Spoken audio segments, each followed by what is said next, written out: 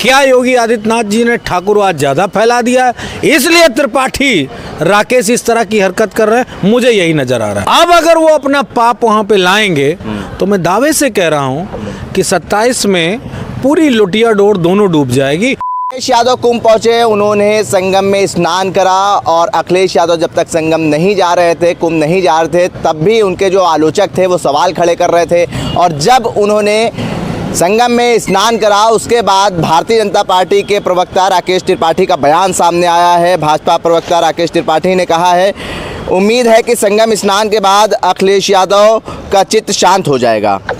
अखिलेश यादव कुंभ की भव्यता और दिव्यता पर शायद अब कुछ सकारात्मक बोलेंगे। कुंभ को लेकर लगातार नकारात्मक अफवाहें फैला रहे थे अखिलेश यादव। ये आरोप जो है राकेश त्रिपाठी के द्वारा लगाया गया है, ये बयान दिए गए हैं। हमारे साथ इस पर बात करने के लिए मनोज यादव हैं, समाजवादी पार्टी के प्रवक्ता हैं, उनसे बात करेंगे। राकेश त्रिपाठी का जो बयान आया है अखिलेश यादव के गंगा स्नान के बाद, कैसे देखते हैं? मौजूदा भाजपा की योगी आदित्यनाथ के नेतृत्व वाली सरकार चाहती है कि कुंभ पर विपक्ष धृतराष्ट्र बना बैठा रहे, जिसको ना कुछ दिखाई पड़े, ना कुछ समझ आए और कुछ बोले भी ना। तो हम धृतराष्ट्र वाले नहीं हैं। हम बुराई को सामने लाएंगे, सरकार के सामने लाएंगे, और जब बुराई सामने आएगी तो निश्चित रूप पे ये होगा कि उस पर सुधार होगा। जब सुधार होगा तो वहाँ कोई अप्रिय घटना नहीं घटेगी, उससे नाम योगी आदित्यनाथ का होगा। जब योगी आदित्यनाथ का नाम होगा तो सरकार की जय जयकार होगी। तो राकेश त्रिपाठी जैसे लोग योगी आदित्यनाथ का नाम मिट्टी में मिलाना चाहते हैं, इसीलिए वो इस तरह के बयान दे रहे हैं।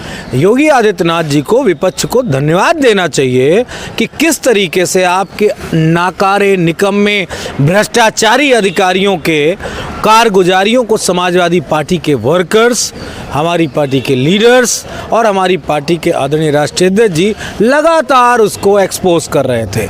लेकिन राकेश त्रिपाठी जैसे लोग योगी आदित्यनाथ के दुश्मन हैं। क्यों हैं?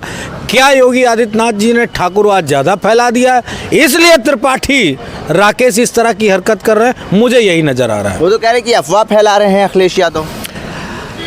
अगर अफवाह है तो कार्रवाई करा दो भाई। सरकार के किसी कार्य में अगर कोई लीडर, चाहे वो पक्ष का हो या विपक्ष का, वो अगर अफवाह फैला रहा है तो उस पर मुकदमा दर्ज किया जा सकता है अफवाह फैलाने के लिए। चूंकि वो बहुत बड़ा मेला है, बहुत भीड़ है, वहाँ कोई अप्रिय घटना घट सकती है अफवाह फैलाने से, तो उस पर तो तमाम सारे कानून। समाजवादी पार्टी कुंभ पर सवाल खड़े करती रहेगी अंतिम समय तक।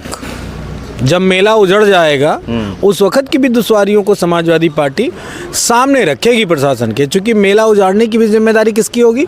प्रशासन की। अगर सही से नहीं उजाड़ा तब भी हम उनसे सवाल पूछेंगे कि आपने सही से उजाड़ा क्यों नहीं, ये संगम के तट पे इतनी गंदगी क्यों छोड़ गए, इस पे भी तो सरकार से ही सवाल होगा। मतलब आगाह कर दे रहे हैं अभी से। निश्चित तौर पे ये एक बेहतरीन विपक्ष की जिम्मेदारी है, उसका निर्वहन समाजवादी पार्टी बेहतर कर रही है। और बीजेपी को तो और बेहतर समझना चाहिए, क्योंकि वो विपक्ष में ज़्यादा समय तक रहे और उन्होंने बेहतरीन विपक्ष का हमेशा निर्वहन किया, तो उनको तो समझना चाहिए कि समाजवादी पार्टी जो कर रही बेहतर कर रही है। चलिए मनोज जी, ये तो बात हुई कुंभ की और संगम स्नान की। अब हम बात करेंगे मिल्कीपुर उपचुनाव पर। मिल्कीपुर उपचुनाव से पहले समाजवादी पार्टी ने मुख्य चुनाव अधिकारी को ज्ञापन दिया। उन्होंने आरोप लगाया कि हमारे पदाधिकारी कार्यकर्ताओं पर झूठे मुकदमे करे जा रहे हैं।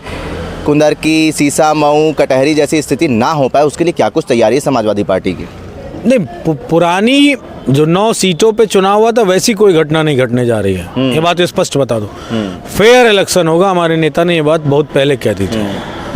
अंतर्राष्ट्रीय मीडिया भी वहाँ पे पूरे चुनाव को बेहतरीन तरीके से टेलीकास्ट करेगा, इसमें दो राय नहीं। मतलब बुला लिया है अंतर्राष्ट्रीय मीडिया 100%। चूँकि मामला अयोध्या का है, अगर भगवान राम की जन्मस्थली से, उनके पूरे उस राम राज्य के क्षेत्र से कोई भी इस तरह की घटना घटित हुई तो उसको समाजवादी पार्टी संयुक्त राष्ट्र संघ तक ले जाएगी, इसमें दो राय नहीं। क्योंकि भगवान राम सत्य का, मर्यादा का और ईमानदारी का प्रतीक थे।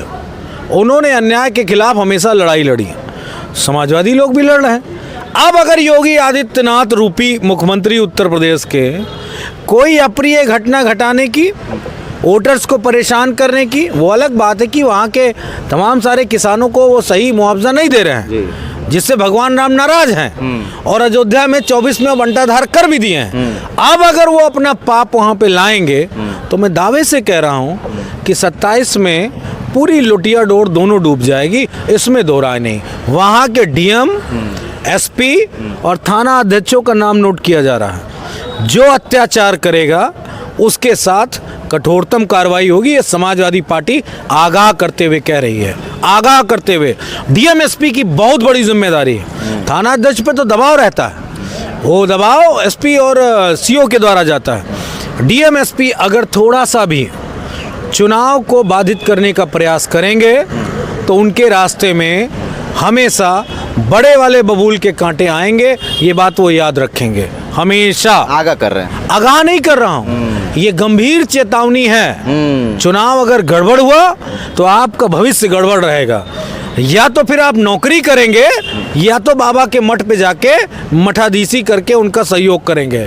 दो ही चीजें होंगी, तीसरी नहीं होंगी। जिनकी आबादी पीड़ित परिवार की 90% है, वहाँ पे सिर्फ 20% पीड़ित परिवार के लोग हैं। जिनकी आबादी 10% है, वो 80% वहाँ पे नहीं। यही तो बेहतरीन बात है, इसीलिए मैंने गंभीर चेतावनी दी।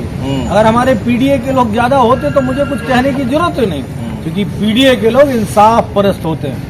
वो किसी का हक नहीं मारना जानते हैं, वो हक लेना जानते हैं, लेकिन किसी का हक छीनना नहीं जानते हैं। इसीलिए वो जो एक टेबल आया था ना कि इतने % सिर्फ पीडीए और इतने ज्यादा % गैर पीडीए वाले हैं, इसीलिए मैंने गंभीर चेतावनी दी। होशियार रहना, लास्ट में बाबा के मठ में ही जगह मिलेगी। चलिए एक आखिरी सवाल और नहीं। मनोज जी, भारतीय जनता पार्टी की तरफ से जो कार्यकर्ता हैं, पदाधिकारी हैं, जो उनके वोटर्स हैं, वो कह रहे हैं कि मुख्यमंत्री योगी आदित्यनाथ ने खुद जिम्मेदारी ली थी, कटहरी की वहाँ पे जीत दिला दी और मिल्कीपुर की खुद ली है, वहाँ पे भी हम जीतेंगे, उनका दावा है। देखिए, अब वो मुख्यमंत्री हैं, उनका दावा आवा कुछ नहीं। उत्तर प्रदेश को चलाए, कुंभ को बेहतर तरीके से अपना काम कर लें कुंभ में। वो मुख्यमंत्री हैं। भारतीय जनता पार्टी की जिम्मेदारी चुनाव लड़ने की, मुख्यमंत्री की नहीं। ये बात स्पष्ट रूप से बता दो, मुख्यमंत्री तो सबके हैं। अगर ये बात बीजेपी के कार्यकर्ता कहते हैं तो गलत कह रहे हैं। उनकी जिम्मेदारी है कि वो प्रशासनिक चीजों को बेहतर रखें, बेईमानी ना होने। बाकी बीजेपी का प्रदेश अध्यक्ष, बीजेपी के लीडर वो चुनाव लड़े, उस दिन सरकार का कोई काम नहीं। अगर सरकार चुनाव लड़ेगी तो समाजवादी पार्टी ने दूसरा पैटर्न कर रखा है, वो आपको नहीं बताएंगे। चुनाव वाले दिन तैयारी है, पूरी तैयारी। मिल्कीपुर का एक एक कार्यकर्ता तैयार है। जिस तरीके से प्रशासन मानेगा हम उसको उस भाषा में मनवा देंगे। बहुत शुक्रिया मनोज जी, बहुत धन्यवाद। देखिए, मिल्कीपुर उपचुनाव कितना महत्वपूर्ण है ये मनोज यादव के बयान से साफ हो गया है। वो कोई कसर समाजवादी पार्टी मिल्कीपुर के उपचुनाव में नहीं छोड़ना चाहती है। मिल्कीपुर उपचुनाव 2027 की रूपरेखा तय करेगा। अब साफ तौर पे आपको ये बता दें, मिल्कीपुर में होने वाले उपचुनाव से पहले समाजवादी पार्टी और अखिलेश यादव ने जिस तरीके से वहाँ पे नियुक्तियों को लेके सवाल खड़े करे थे, वहाँ के जो 3 थाना अध्यक्ष हैं उनको लेके सवाल खड़े करे थे, उसकी भी तैयारी समाजवादी पार्टी ने कर ली है। और मनोज यादव ने और अखिलेश यादव ने ये साफ कर दिया है कि होशियार हो जाए और आगाह हो जाए जो अधिकारी वहाँ पे तैनात है, क्योंकि अगर कुछ गड़बड़ी होती है तो आने वाले समय में उनको बहुत कठोर इसका अंजाम भुगतना पड़ सकता है। भारत एक सोच के लिए आकिब मिराज खान।